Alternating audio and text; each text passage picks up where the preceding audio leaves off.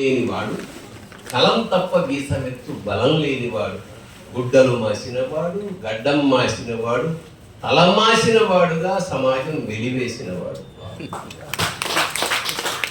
ఇలాంటి ఒక కవి శిథిలావస్థ అంటే పతనావస్థలో ఉన్న సాహిత్యం మధ్యలో ఒక్కడే ఆశ అనే ఎండిపోయిన చెట్టుకి నీళ్లు పోసుకుంటూ తనను తాను ప్రమోట్ చేసుకుంటూ ఉంటాడు. ప్రతిరోజు సమాజంలో జరిగే వాటికి పేపర్ ద్వారా స్పందిస్తూ ఉంటాడు. అయితే నెత్తురు లేదా విషాదం దీనిలో రగిలిపోతూ ఉంటాడు. భార్య సంసారం కావడానికి కావలసిన దినుసులు ఆర్థికమైన పరిస్థితులు లేవు, దీన్ని మానేసి వేరేదైనా పని చేసుకోవడానికి సింబాలిక్గా కళాన్ని దంచేస్తూ ఉంటుంది. మనసు ఏదో చిక్కబెట్టుకుని బుర్రని జైల్లో బంధించి ఏదో తాపత్రయపడతాడు. ఆ మనీ ప్లాంట్లోంచి అక్కడక్కడ ఒక చిల్లర రాలుతుంది.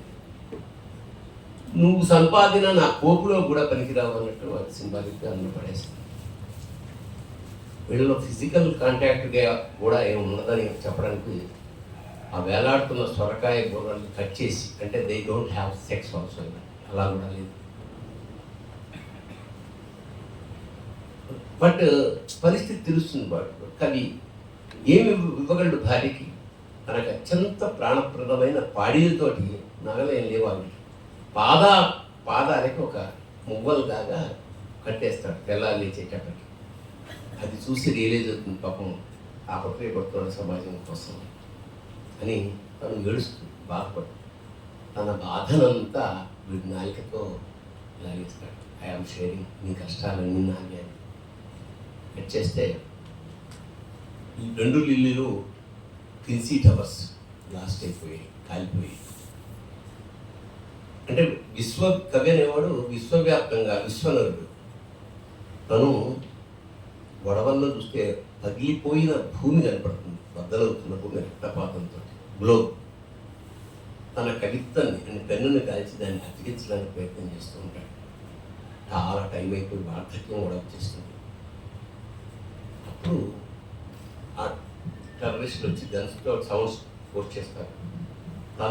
అప్పుడు నృసింహావతారం ఎక్కడైనా సింబాలిక్గా ఇలా అంటే ఆ 5 వేళ్ళకి 5 పాడీలు ఉంటాయి, వాడు చంపేస్తారు. కొలాప్స్ అయిపోయిన తర్వాత తను రాసిన కవిత్వం డిస్ట్రిబ్యూట్ ప్రపంచం అంతా ఇస్తారు.